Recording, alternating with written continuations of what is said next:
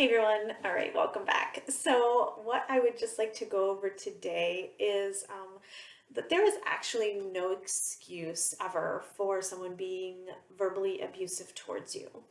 And what I come across in counseling my patients is that people who are being abused will begin to make excuses for their partner who is being abusive towards them by saying things like, yeah, but I didn't do what I was supposed to do, or yeah, but I know that they're calling me fat and I am kind of fat. I have gained some weight.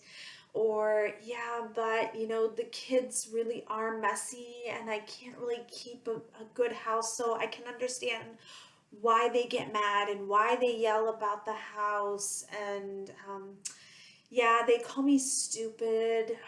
And yeah, I don't have a degree, so you know, I can understand why they say those things. I do forget things and, I'm just not very smart. If you find yourself making excuses for their verbal abuse, I want to let you know that first of all, it is verbal abuse. If someone is calling you names, saying you're lazy, there's no excuse for that at all.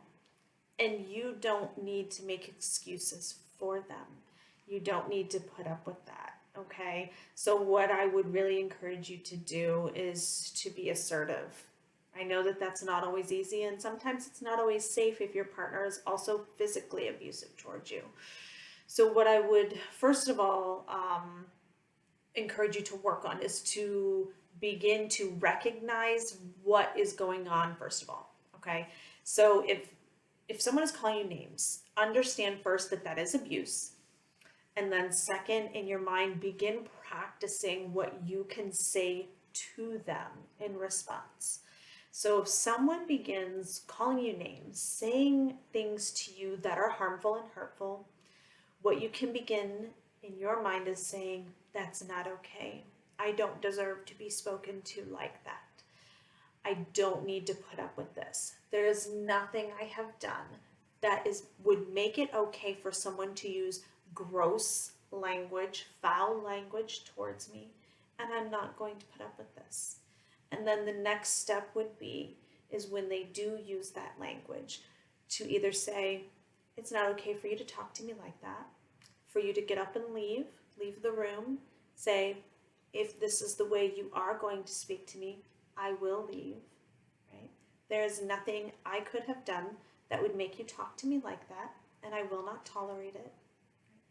If this is how you are feeling, I will leave until you can either apologize to me or stop this type of behavior, right?